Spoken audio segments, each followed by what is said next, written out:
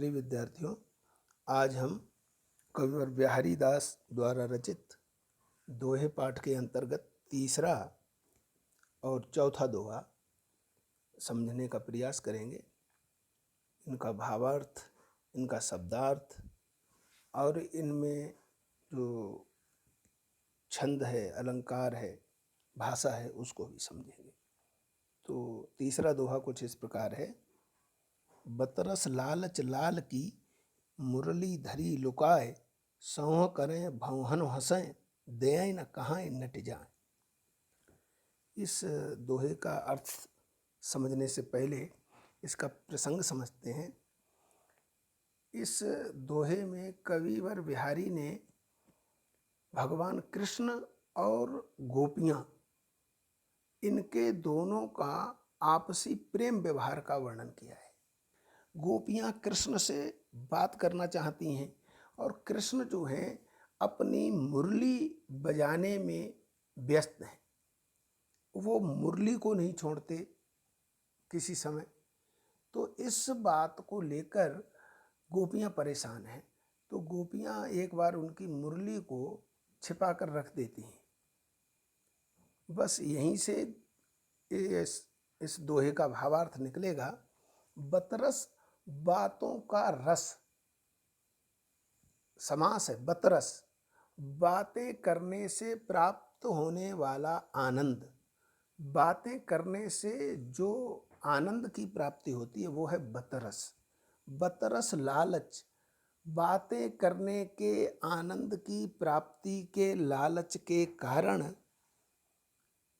लाल की, लाल माने कृष्ण की, मुरली माने बांसुरी, धरी रखी लुकाए छिपाकर। शब्दार्थ भी हो गया और पहली पंक्ति का अर्थ भी हुआ।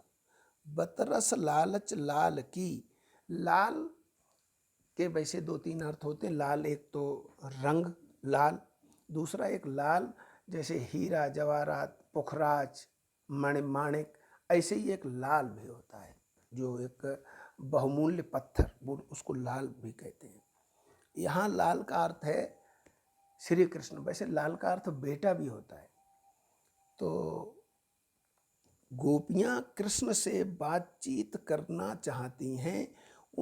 उनके साथ जो बातचीत का आनंद होगा, उस आनंद को प्राप्त करने के लिए उन्होंने कृष्ण की बांसुरी को छिपा कर रख दिया है। अब कृष्ण अपनी बांसुरी ढूंढते हैं। जब ढूंढते हुए वो गोपियों से पूछते हैं कि आपने मेरी बांसुरी देखी, तो जो गोपियां हैं वो सौंह करें। सौंह माने सौगंध, शपथ। सौंह करें, वो सौगंध खा जाती हैं, शपथ खा जाती हैं, कसम खा जाती हैं कि हमने नहीं देखी।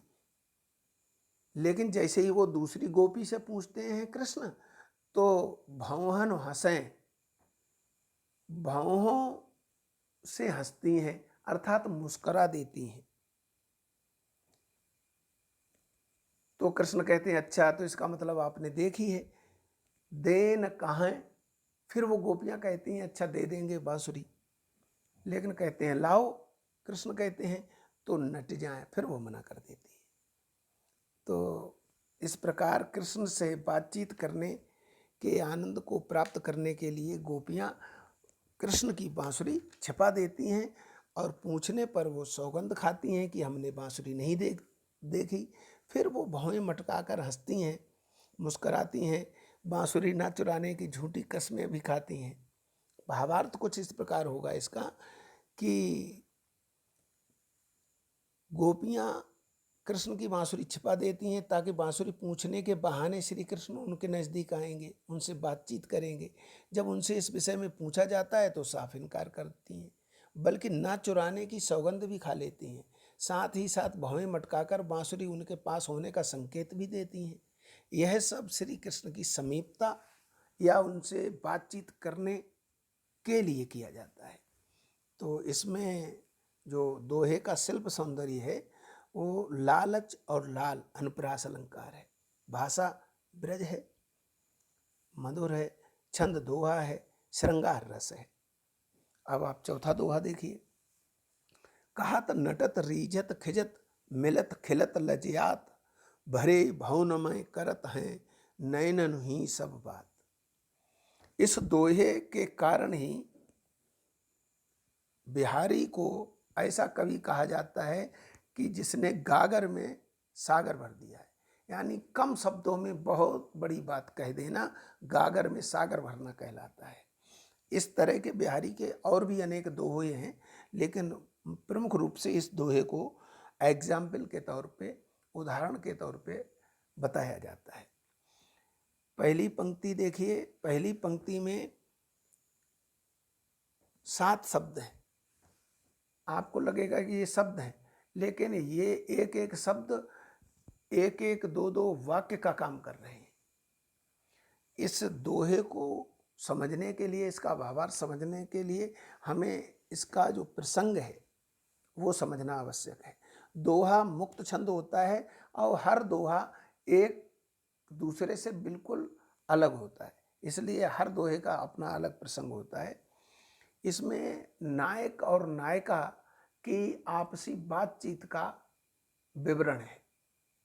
अब बातचीत कैसी, आमतौर पे आपने पढ़ा होगा भाषा के 2 रूप होते हैं, लिखित और मौखिक। लेकिन अगर ध्यान देंगे तो भाषा के 3 रूप होते हैं, लिखित, मौखिक और सांकेतिक। तो इसमें भाषा के तीसरे रूप का ही आश्रय लिया गया है इस दोहे में। देखिए, वो जो नायक है वो नायिका के घर पर जाता है। अब नायिका के घर में कोई उत्सव है तो उसके घर में सारे परिजन हैं, उसके माता पिता हैं, भाई बहन हैं, चाचा चाची हैं, घर पूरा भरा हुआ है परिवारीजनों से।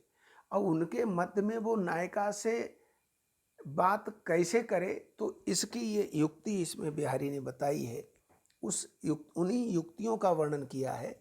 नायक जाता है तो पहला शब्द है कहत, वो प्रेम निवेदन करता है, प्रणय निवेदन करता है। कहत प्रणय निवेदन करता है। नटत, वो नायिका जो है उस प्रणय निवेदन को अस्वीकार कर देती है। नायिका द्वारा प्रणय निवेदन को अस्वीकार कर दिए जाने पर जो नायक है वो रीझता है, उसके अस्वीकार करने के ढंग को देखकर वो रीझ जाता है और ज़्यादा अट्रैक्ट हो जाता है और ज़्यादा आकर्षित हो जाता है। उसके आकर्षण के हाव भाव को देखकर नायक के, नायिका जो है खींच जाती है, झल्ला जाती है और वो आपस में एक दूसरे की ओर देखना बंद कर देते हैं। फिर उनकी आंखें एक दूसरे से मिलती हैं, एक दूसरे को जब वो देखते हैं, उनके नेत्र जैसे ही मिलते हैं वैसे ही उनके चेहरे खिल जाते हैं, मुस्कुराने लगते हैं। और जैसे ही वो नायक भी मुस्कुराता है नायिका को देखकर, तो नायिका जो है वो लज्जित हो जाती है, उसे लज्जा का अनुभव होता है।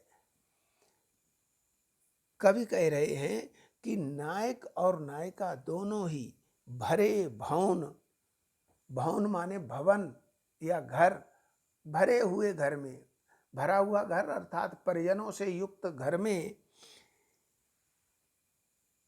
करत हैं, वो करते हैं। नैनन माने आंखों से ही सभी बात कर लेते हैं। पूरी बात उनकी आपस की जो बातचीत करनी होती है वो सारी की सारी बात आंखों में कर लेते हैं। अब यहाँ देखिए, भाषा के तीसरे रूप का ही आश्रय है। लिखित कोई बात हुई नहीं, मौखिक में वो बोलचाल हुई नहीं उनकी, उन्होंने एक दूसरे को देखा और आंखों में इतनी सारी बात हो गई। तो ये कविवर बिहारी का भाषाई चमत्कार है, उनका शैली का चमत्कार है, शिल्प का चमत्कार है। तो इसका जो भावार्थ है, अगर हम सिंपल शब्दों में कहें, साधारण शब्दों में कहें, नायक और नायिका के प्रेम का वर्णन करते हुए कवि बिहारी कहते हैं कि जब वे लोग अन्य लोगों की उपस्थिति में परस्पर बातचीत नहीं कर पाते तो आँखों के इशारों से ही बातें करते हैं। पहले नायिका नायक के प्रणय को अस्वीकार करती है, मगर यह ढंग भी इतना प्रभावपूर्ण था कि नायक अस्वीकृति पर भी प्रसन्न हो जाता है। बाद में दोनों की आंखें मिलने पर